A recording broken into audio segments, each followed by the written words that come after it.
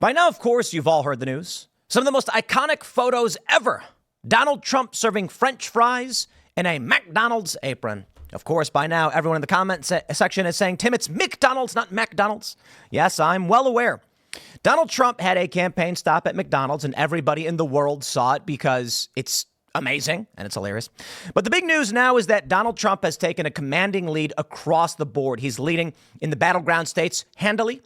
He's leading in every single prediction market massively. And the recoil, the backlash from liberals on the left, Kamala Harris supporters over the McDonald's visit is telling. You know, Kamala Harris, one of her campaign PAC accounts or whatever it was, posted an insult about Donald Trump appearing at McDonald's. Newsweek has run several smears going after Donald Trump.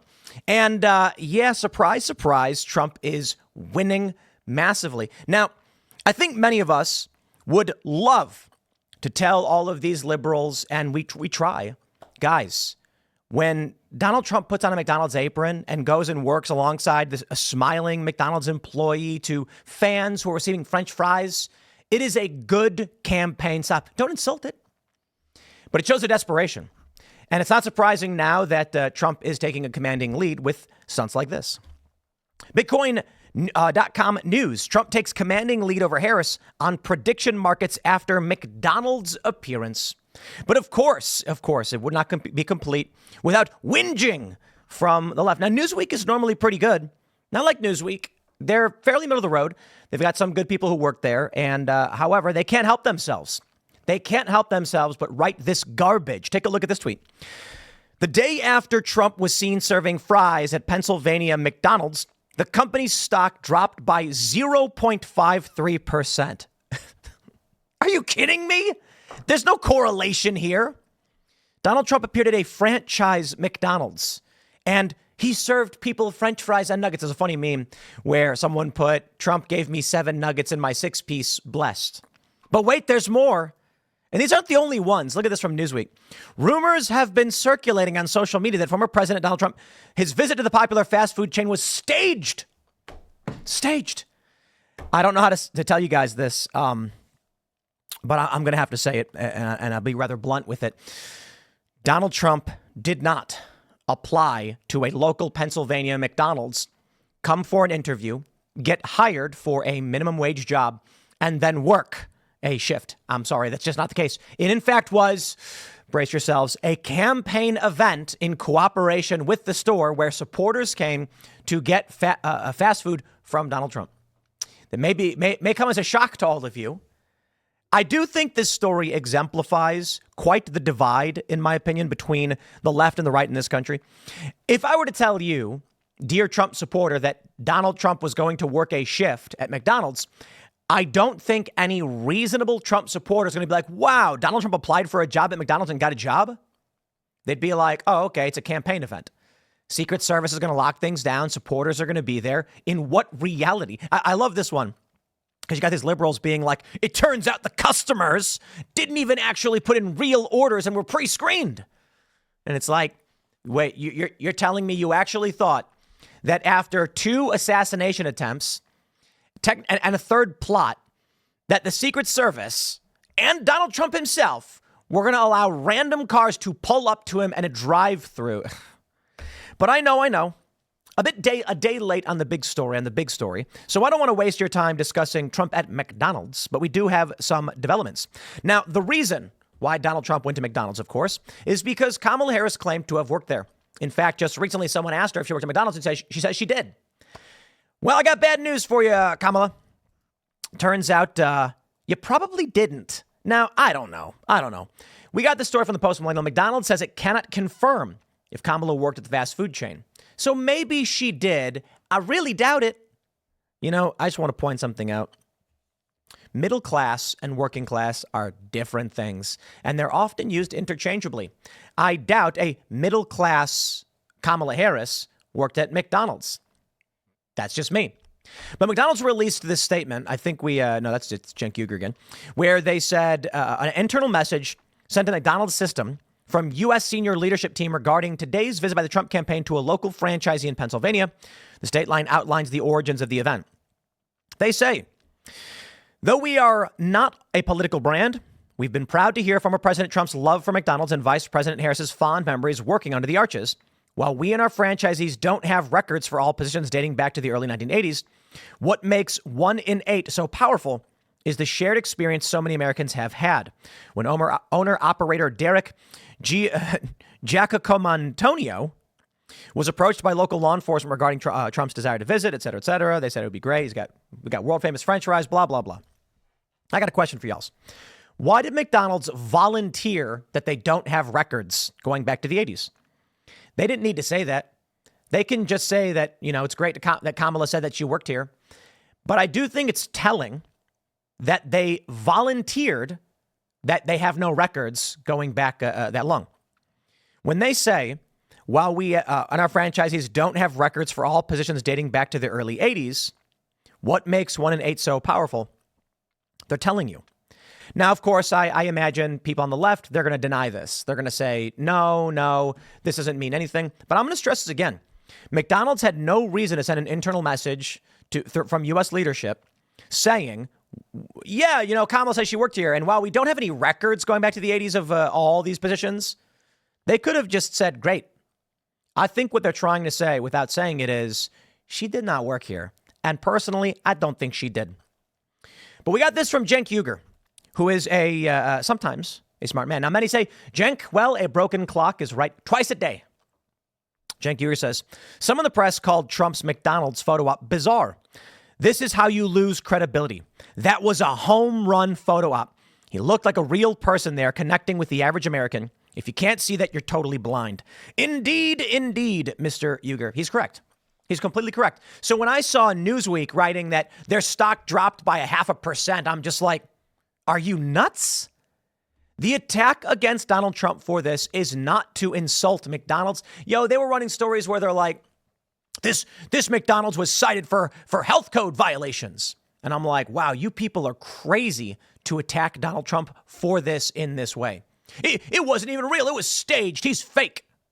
Yeah, everybody knew it was a campaign event. Trump is showing up. Trump loves McDonald's, by the way. Everybody knows it.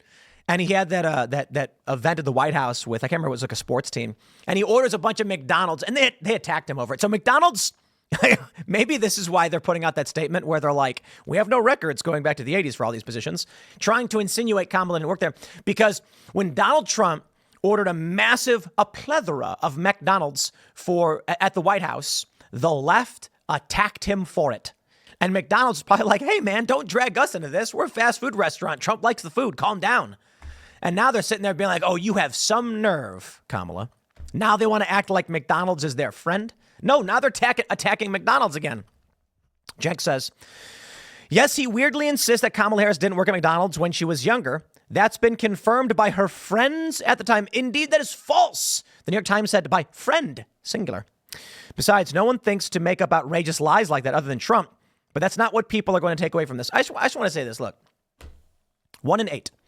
So there is a possibility she didn't work there. And it's decent. And McDonald's says they have no records of it. So maybe she did. I don't know. She claimed to have worked the register and the ice cream machine. But it's weird that Cenk Uygur would say, only Trump lies like this. Bro, Kamala lies all the time. Trump lies as well, okay?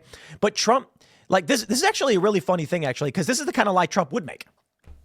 Donald Trump has, nobody leaves my rallies. Like, that's it. That's right there. So Kamala Harris lies and says, you should see his rallies. Everyone's leaving. And then Trump says, nobody leaves my rallies. And it's like, okay, hold on. The insinuation that people are abandoning Trump rallies is the stupidest thing I've ever heard because they showed up in the first place. So when Kamala's in the debate stage, she's like, you should see his rallies. They leave. Well, yeah, they probably do, but the insinuation is stupid. Like somebody drove an hour or two, waited in a big long line so they could be at a Trump rally. Maybe they do leave early because they don't want to get trapped in the crowds. I get that. But the insinuation, like, they're there. But then Donald Trump responds with like, nobody leaves my rallies. And that's the kind of thing that Trump he lies about. I don't care about that. You know what I mean? Like, I don't really care. So for Kamala to lie about working at McDonald's, I'm like, that's exactly on par with something Trump might say. That being said, I saw that there was criticism from the Krasensteins, and they were like, liberals. And they said that Donald Trump if he's going to claim Kamala didn't work at McDonald's, then, someone prove he was down there on 9/11, because Trump has rallies where he says he was down there after 9/11 and he helped a little bit, but it was really the first responders who did everything. And I'm like, that's true. Completely. I don't understand. ABC News has a photo of Trump in the financial district just after 9/11 with rubble, and he probably helped a little bit, like very little. What do you think he's going to do? So I think the story was probably something like Trump came down and offered up resources. It's like, yeah. And then he said, but it was the first responder. It's just weird. There's like a picture of Trump and ABC News has it, and they're like, yeah, well, you didn't do that. Like, dude, Kamala Harris claiming she worked at McDonald's, I think, is absolutely on par with what Kamala Harris says. Now, this is funny. CNN says, a jittery Harris campaign makes big plans to clinch a narrow win. Maybe. People are already starting to report that their ballots are being flipped, and this was coming. So I should actually pull this one up so I can show you. People are saying that, let's see if I can pull this one up. They cast their ballots in Texas, and it's flipping from Trump to Harris. Now, I'm going to criticize this a little bit. Take a look at this from Bahizi Tweets. George says voters in Tarrant County, Texas are reporting that voting machines are flipping their votes from Trump to Kamala Harris. The voters are urging everyone to check their printed ballots before submitting them. Completely agree. If you're using an electronic machine, get your receipt, check your receipt. This is important. I don't know that I believe the video, and I'll explain why. Reports were that people who selected Trump on the screen were seeing Harris on the printed ballot. This is according to Tarrant GOP chair Beau French, Texas. This stuff boils my blood.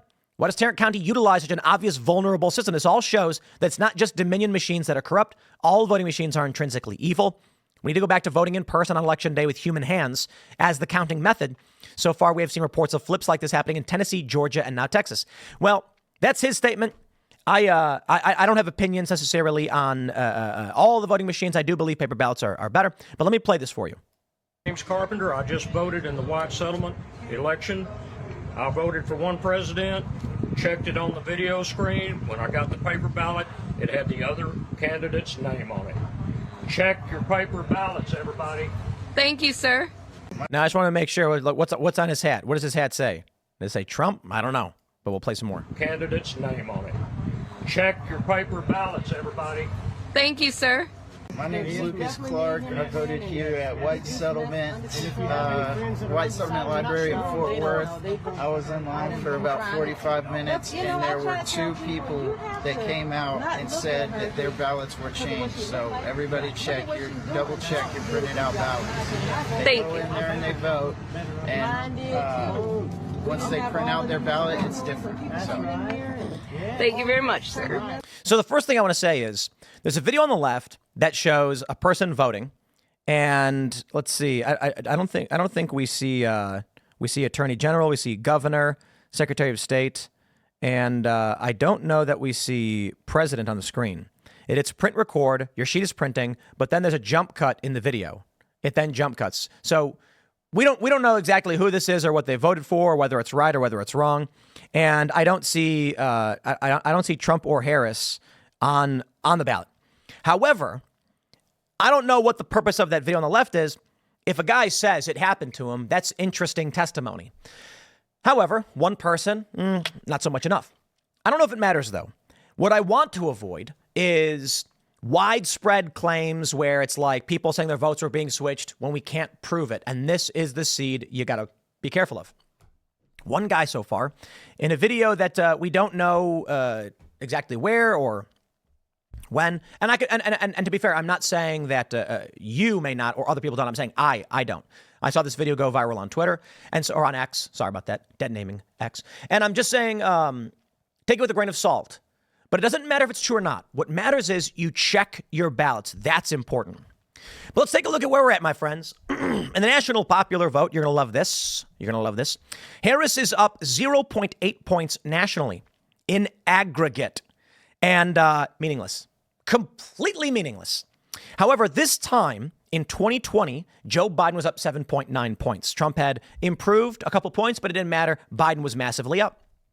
According to Gallup, whose poll has accurately predicted the winner of every election since 1952, the predictor right now is for the Republicans to win. Why? In 2020, the number one issue among voters when polled was COVID. When polled, Which party do you think will handle COVID better? The Democrats had the edge. Joe Biden ends up winning. A lot of people have concerns about shadow campaigns and things like that, and I completely agree. I also think it's important to consider the mass exodus from cities changed the way the election was going to be run. So there's a lot of simple answers, a lot of complex answers. What really matters is that you swamp the vote. Everybody gets out, you go vote. Voting's happening now. We're seeing tremendous numbers in swing states. The Republicans are making massive gains in early voting. It's good news. Right now, Kamala Harris up 0.8. And I'll tell you why it doesn't matter. You take a look at Morning Consult, she's up 4. You take a look at Ipsos, 3. You take a look at Rasmussen, Trump is up 3. USA Today has Harris up 1. TIPP has a tie. You've got a ridiculous swing in the polls. Fox News has Trump up 2, but Harvard Harris has Harris up 2. Atlas Intel has Trump up 3, but CBS News has Harris up 3.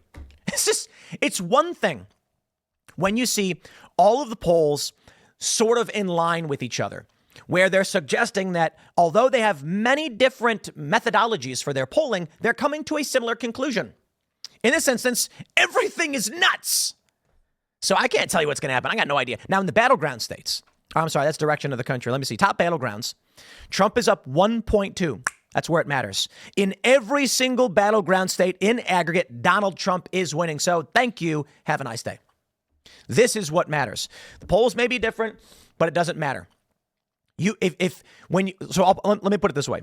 When I pull up the national, and you see that Harris up 0.8, it's like basically a tie, within the margin of error, it's meaningless. But there's like Harris at 4, Trump at 3, Harris at 3, Trump at 3. It's like that swing is ridiculous. That's a 6-point swing. That's ridiculous. But when you look at battlegrounds, and they're all basically saying that Trump is up a little bit, well, in that regard, they are starting to see something similar. So this matters a little bit more. But I still will say these aggregate polling, if we jump to Arizona, Trump dominates across the board. We don't see that same thing nationally. You go to Nevada, Trump dominates largely in the or I should say, actually, Trump's tying. And this is interesting, too. Wall Street Journal is giving Trump a big edge, but Harris is at 1 in the others. I think it's fair to say that the Trump edge here is visible. There's not, if there were a few polls where it said Harris had 6 and then Trump had 6, I'd be questioning the results, like the national polls. So let's go to Pennsylvania. In Pennsylvania, there are a couple of polls that swing for Harris, but overwhelmingly, they lean more Trump. I think this suggests the battlegrounds are lying with Donald Trump. And then, of course, my favorite, as always, are the betting odds. Donald Trump is currently sitting at 60.1% to Harris's 38.7%. My friends, this is indicative of public confidence in a Donald Trump victory to the extent that people will put money on the line. That's why I like the betting odds. They weren't so big last time around, but now it's sort of legal to make these bets, and a bunch of companies have been popping up, which suggests, ladies and gentlemen, the people of this country who are interested in making money are making bets on Donald Trump. Now, there was one viral post where an individual put a $500,000 bet on Kamala Harris. I actually think that's not a bad bet from a gambling perspective. And let me explain. Right now, the race is believed to be 50-50, regardless of what we're seeing. With betting odds, with swing states, there's confidence that people have that Kamala Harris could pull off a shadow campaign. That's what they called it, not me. That's what Time Magazine called it. Now, if she does and she wins, there's money to be made. Right now, with Kamala Harris at 38.7 in the betting odds, you're looking at a near 2-to-1 return. So this dude puts a $500,000 bet on Kamala Harris to win $1.2 million. That's value, right? That's called the value bet, right? The idea being, if the race is 50-50, and no one knows for sure, but you're getting it at odds below 50%, you're EV plus. Personally, I would not bet on Kamala Harris, but I understand why someone might. To be honest, I'm not betting on Donald Trump. And I mean, like, I'm literally not putting money down, but I am thinking that right now, based on everything we're seeing, the narrative being drawn up in the media is that Donald Trump will win in 2 weeks' time. Well, sort of in 2 weeks' time, right? 2 weeks is when election day happens, but of course we have election month. And then we have, what do we call it? The post-election or the election epilogue. Because now they're saying that, I think Michigan is saying their ballots aren't even coming in until the 6th. So we're going to have election day, and they're going to be like, yeah, but we got to wait for those trucks to come in with the other ballots. So we'll see. And it's just like, nah. I'll tell you this. The way I see it, if you want to do mail-in voting, the deadline should be before election day. All ballots must be in and tallied on election day, period. Because otherwise you open up the door to fraud and other weird nonsense and a lack of confidence, and it's very dangerous for our democracy. But of course, it's where we're at. Now, the big news is there's some big whales making big bets on Donald Trump. $30 million whale moving betting markets towards Trump. I don't believe it's a single $30 million bet, though. My understanding was that a series of high-profile individuals made large bets on Donald Trump. They say, since the start of October, there's been a notable divergence between the betting markets and the polls. Despite numerous polling averages showing a close race between Harris and Trump, with all the major battleground states within the margin of error, the betting markets have moved decisively for Trump. My friends, I'd like to talk to you about 9/11. Now, there's a lot of people who think crazy things about 9/11. You know what I mean? I don't think any of the crazy things. But let me look something up for you. Let's see. On the Chicago Board Options Exchange during the week before September 11th, put options were purchased on American and United Airlines, the two airlines involved in the attacks. The investors who placed these orders were gambling that in the short term, the stock prices of both airlines would plummet. So I don't know what that means. Okay, right? Ooh, do we have a CNN? Look at this. We have a CBS. Let's pull this one up. CBS. Profiting from disaster. Sources tell CBS News the afternoon before the attack, alarm bells were sounding over unusual trading in the U.S. stock market options market. An extraordinary number of trades were betting that American Airlines stock price would fall. The trades are called puts, and they involved at least 450,000 shares of American. But what raised the red flag is more than 80% of the orders were puts, far outnumbering call options. Now, look, I don't know. I'm not here to tell you what. I'm just saying a lot of people looked at that and said, that's weird. The day before, a bunch of people bet the stock would fall. Let me tell you, I'm wondering, and I'm not saying I know, does someone know that Trump is going to win, and so they're going to profit off it? We shall see. I'm going to wrap it up there, my friends. Smash that like button, subscribe to the show, share it with everyone you know. You can follow me on X and Instagram at Timcast. Become a member at timcast.com, and we'll be back with another segment at 1 p.m. Thanks for hanging out, and we'll see you all then.